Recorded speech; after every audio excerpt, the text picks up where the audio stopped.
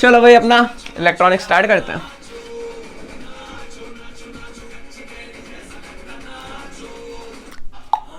बस तो electronics start करते हैं, जो त्यागी जी सर ने हमें बहुत अच्छे से पढ़ाया है, बट हम इसे रिपीट कर रहे हैं क्योंकि कई बच्चे एब्सेंट थे और जो नहीं कर पाए क्लास उनके लिए बहुत अच्छा ऑप्शन रहेगा। ठीक है, तो इसमें शुरू करते हैं अपना बेसिक टॉपिक।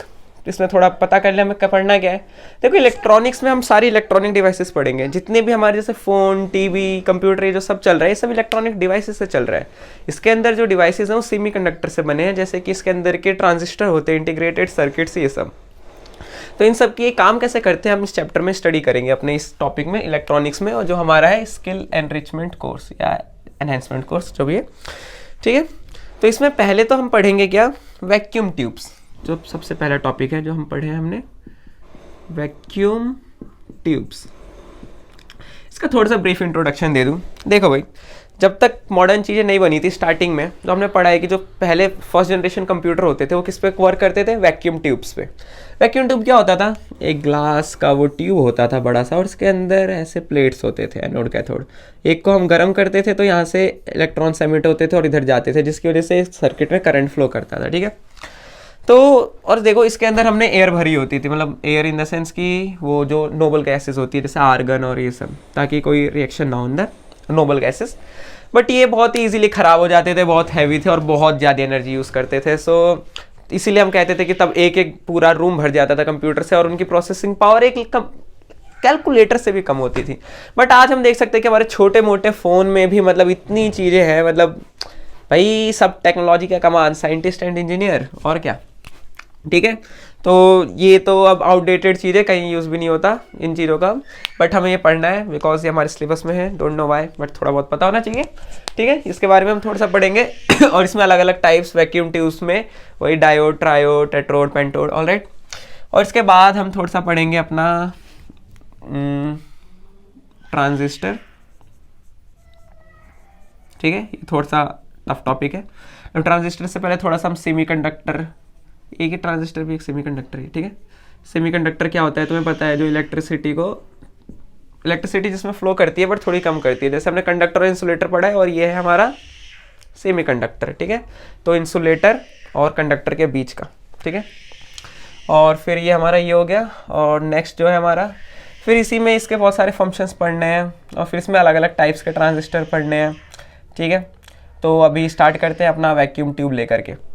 तो सबसे पहले हमें जानने से पहले हमारा, चलो फिर अब अपना कंटिन्यू करते हैं। तो इसमें हमने देखा, अब हम पढ़ने जा रहे हैं थोड़ा सा यही जो हमारा स्ट्रक्चर है डायोड का, ये कैसे काम कर रहा है वैक्यूम ट्यूब। तो फिर देखो भाई, सबसे पहले हमें थोड़ा सा जानना पड़ेगा एक मेटल स्ट्रक्चर के बारे में।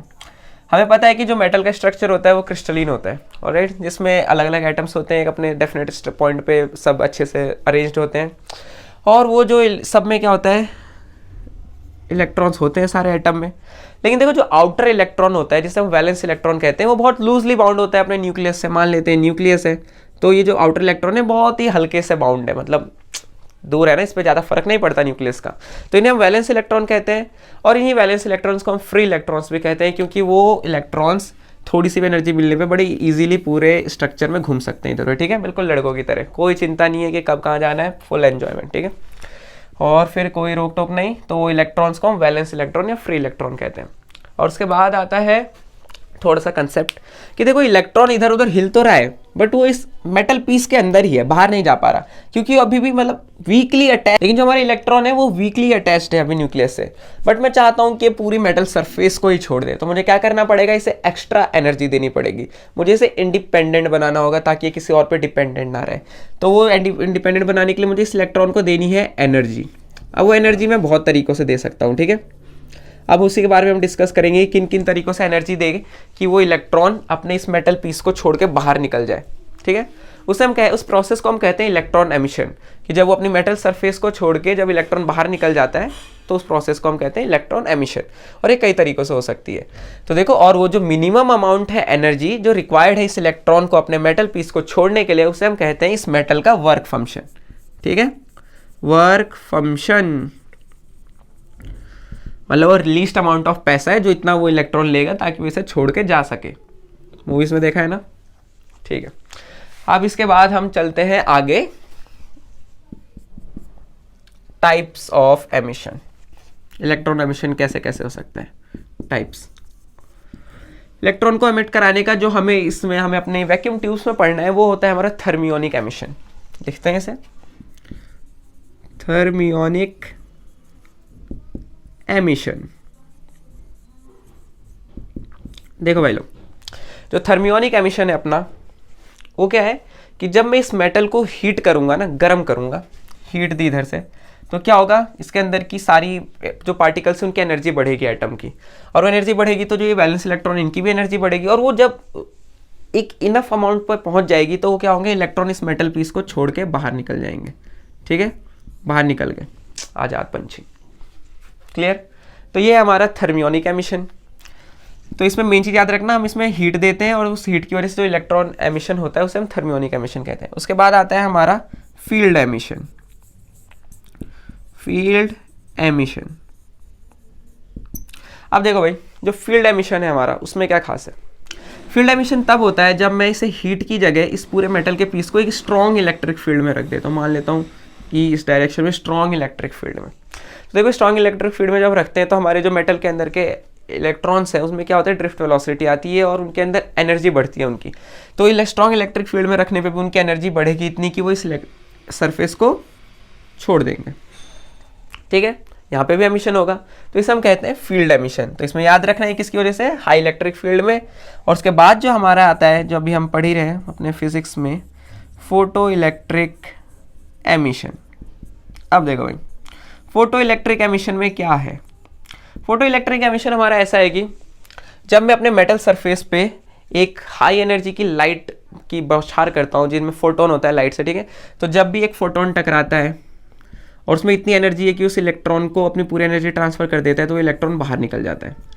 ठीक है, जो फोटो इलेक्ट्रिक इफेक्ट है यही है कि जब हमारी एक इनफ एनर्जी का जो फोटोन है वो मेटल सरफेस से टकराए तो वो अपनी एनर्जी एक इलेक्ट्रॉन को देता है और वो इलेक्ट्रॉन उतनी एनर्जी लेके बाहर निकल जाता है।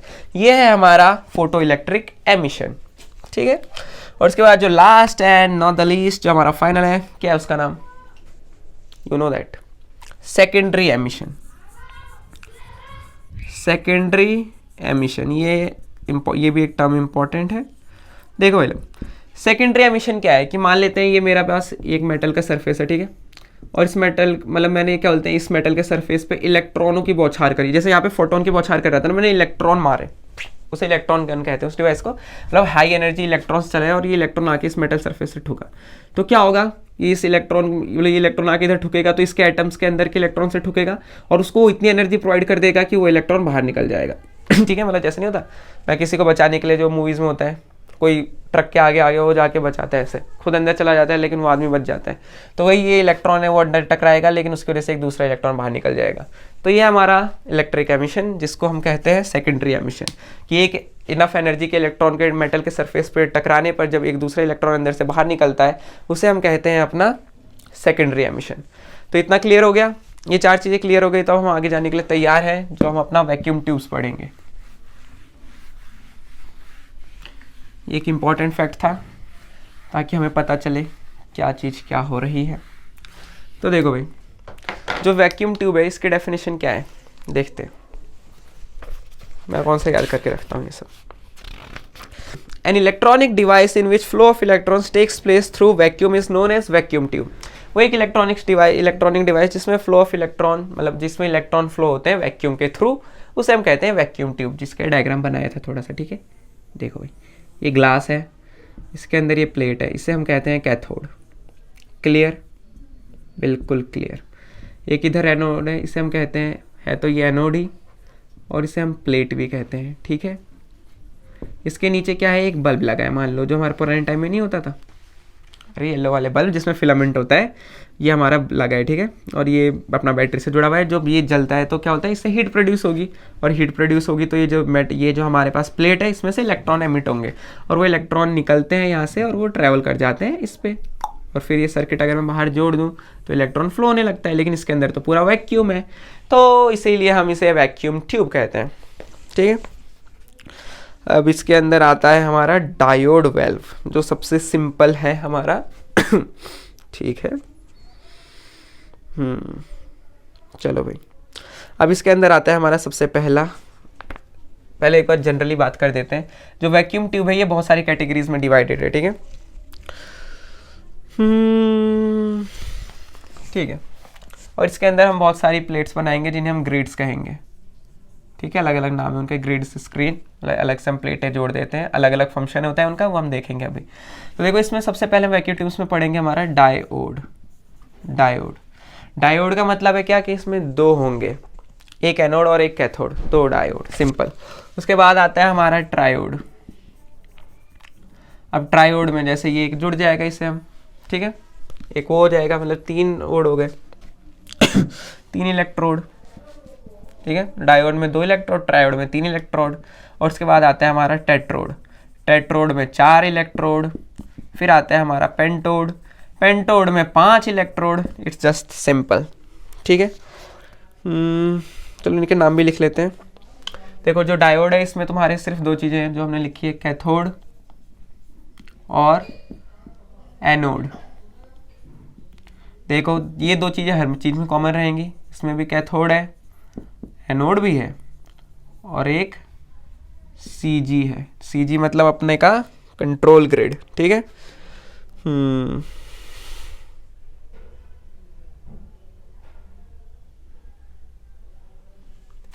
अब इसमें तीनों चीजें हैं, control grid, anode, control grid और एक screen grid, SG, screen grid. और उसके बाद पेंटोड में ये सब कुछ है, बस उसके एंड में एक और चीज क्या है, सप्रेसर ग्रिड। बस सब कुछ है इसमें ये चारों, और एक्स्ट्रा डाल दिया हमने सप्रेसर। गन में होता है ना, आवाज कम आती है, सप्रेसर ग्रिड, ठीक है। ये हो गया। अब इसके बाद हमें सभी चीज़ों को अलग अलग पढ़ेंगे हम, एक बार डायोड को डिटेल में, फिर ट्रायोड को, टेट्रोड को, पेंटोड को। तो उसके लिए मैं अलग अलग वीडियो बनाता हूँ, एक बार डायोड के लिए अलग और उसकी कैरेक्टरिस्टिक्स, फिर वही हम टेट्रोड सब करेंगे। यार बहुत इजी है, कोई दिक्कत नहीं आएगी, बिल्कुल भी कोई भी दिक्कत नहीं आएगी। इसके बाद मिलते हैं नेक्स्ट वीडियो में, तब तक के लिए बाय बाय।